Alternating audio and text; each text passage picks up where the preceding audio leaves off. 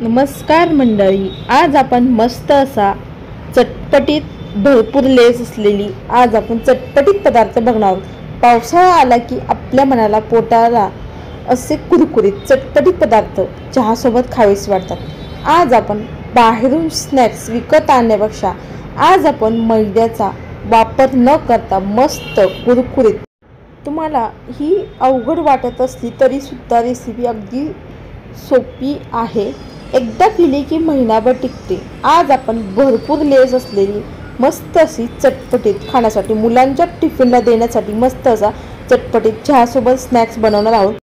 तुम्हाला एक विनंती आहे, प्लीज जर तुम्हाला रेसिपी जर आवडली असेल तर प्लीज एक लाईक करा, सबस्क्राईब करा, ही रेसिपी जास्तीत जास्त जणांपर्यंत शेअर करा। चला तर मग वेळ न घालवता पटकन रेसिपीला सुरुवात करूयात। इथे मी घेतलेली आहे 1 कप मुगाची डाळ। इथे मी सालाची डाळ घेतलेली आहे, घरी बनवलेली डाळ आहे ही, किंवा तुम्ही जी विकत मिळते ना पिवळी डाळ ती सुद्धा मुगाची घेऊ शकता। ही स्वच्छ धुवून घेतली, 2 ते 3 तास पाण्यामध्ये भिजत ठेवलेली आहे।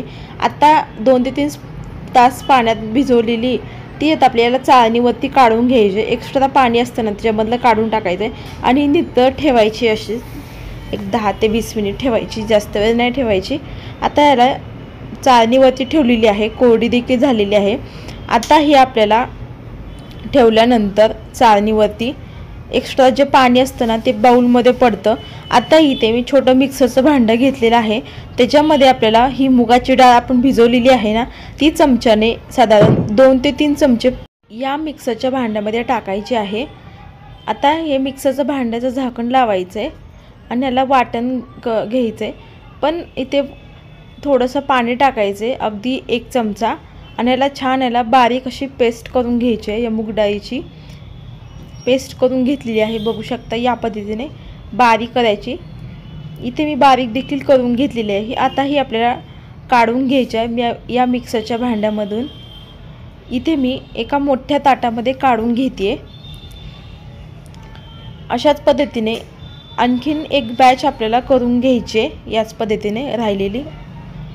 इथे मी सर्व चाळणीवरची जी नितळ ठेवली होती ना ती मी एका मिक्सरच्या भांड्यामध्ये काढून घेतली आणि अगदी आपल्याला 1 चमचा पाणी टाकायचं, मिक्सर भांड्याचं झाकण लावायचं आहे आणि जमेल तितकी आपल्याला बारीक अशी पेस्ट करून घ्यायची आहे या मूग डाळीची। इथे आपल्याला बाउलमध्ये काढून घ्यायचं हे मिश्रण।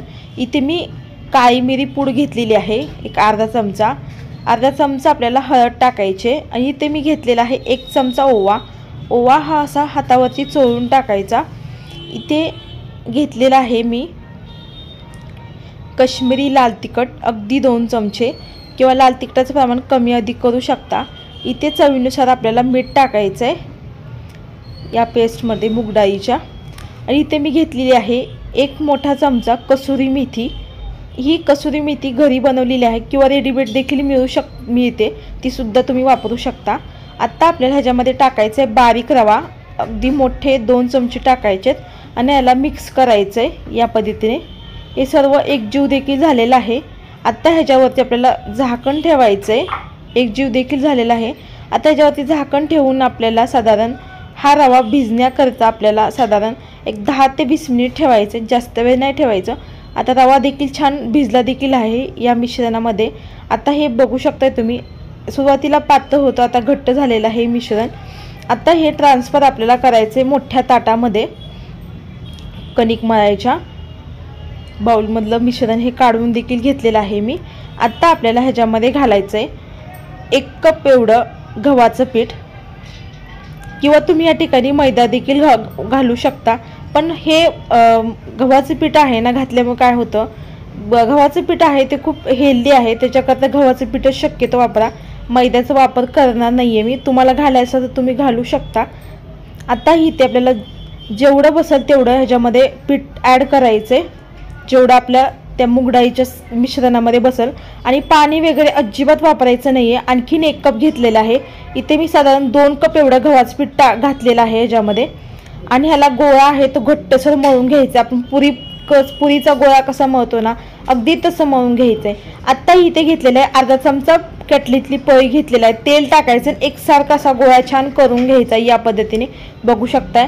इथे मी बाउल घेतलेला आहे, या स्टीलच्या बाउलमध्ये आपल्याला झाकण ठेवून साधारण 10 ते 20 मिनिट हा गोळा मुरण्यासाठी ठेवून द्यायचा आहे बाजूला। इथे आपला गोळा देखील छान मुरतोय। आता 10 ते 20 मिनिट देखील झालेले आहेत बघू शकताय, अजिबात पातळ वगैरे झालेला नाही हा गोळा। आता इथे चपाती एवढा आपल्याला गोळा करून घ्यायचा आहे आणि या गव्हाच्या पिठामध्ये बुडवून घ्यायचा आणि याला लाटून घेऊयात। आता आपण लाटत असताना लागेल तसं गव्हाचं पीठ लावायचं, खूप पीठ लावू नका। आता इथे लाटून देखील घेत आहे या पद्धतीने आणि आपण चपाती लाटतो ना अगदी तसंच लाटायचं याला। आता मी याला चपातीसारखं लाटून घेतलेलं आहे या पद्धतीने। इथे आता आपल्याला तेल लावायचे ब्रशने किंवा तुम्ही या ठिकाणी तूप देखील लावू शकता किंवा तुम्ही हाताने देखील पसरून लावू शकता, अगदी अर्धा चमचा। आता इथे तांदळाची जी पिठी असते ना ती आपल्याला या पोळीवरती भुरभुरायची या पद्धतीने अशी टाकायचे आणि जी अर्धी पोळी आहे ना जी उचलून मध्ये ठेवायची या पद्धतीने बघू शकताय तुम्ही आणि याला घडी करायची या पद्धतीने। आणि इथे झालेला आहे आता आपला चौकोन। आता हे चौकोन आहेत जे पोळी आहे ती बुडवून घ्यायचं आहे, घोळून घ्यायचं आहे आपल्याला पिठामध्ये गव्हाच्या आणि ह्याला जमेल तितका तर आपल्याला छान पातळ लाटून घ्यायचे बघू शकता या पद्धतीने। जास्त पातळ देखील नाही आणि जास्त जाड देखील नाही, या पद्धतीने लाटून घ्या। आता इथे मी याला चौकोनी आकारामध्ये देखील लाटूनच घेतलेला आहे बघू शकता या पद्धतीने तुम्ही।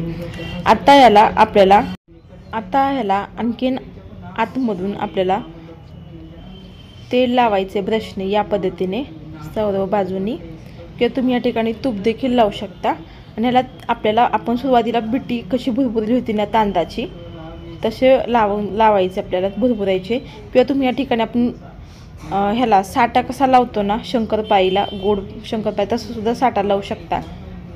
आता इथे आपल्याला हे थोडंसं हलगत हाताने आपल्याला लाटून घ्यायचं, जास्त लाटायचं नाही आहे दाबून या पद्धतीने बघू शकता, म्हणजे लेअर जे असतात छान पडतात, जास्त दाबून लाटायचं नाही आहे या पद्धतीने। इथे मी लाटून देखील घेतलेलं आहे। आता इथे मी घेतलेला आहे चाकू। आता जे बाजूचे एजेस असतात ना ते आपल्याला कट करून घ्यायचेत, हे बाजूला पिठामध्ये ठेवून द्यायचेत आणि आपल्याला बघू शकताय इथे बारीक असे आपल्याला उभे आकारामध्ये काप करून घ्यायचेत या पद्धतीने। तुम्हाला जमेल तसं तुम्ही बारीक मोठं करू शकता, पण जमेल तितकं आपल्याला बारीक छान करून घ्यायचं या पद्धतीने बघू शकताय। इथे मी बारीक देखील कट करून घेतलेलं बघू शकता तुम्ही, लेयर देखील छान पडले देखील आहेत या शंकरपाळीला तिखटवाली।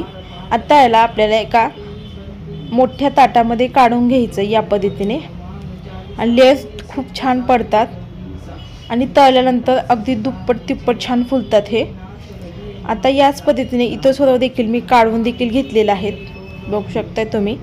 आता इथे मी बाजूला देखील तेल गरम करत ठेवलेलं आहे मीडियम गॅसवरती। तेलाचं टेम्परेचर आहे ना ते आपल्याला जास्त हाय गॅसवरती हे तळायचे नाहीत, लाल बुंद होऊ शकतात आणि आतून करपू शकतात किंवा कच्चे राहू शकतात।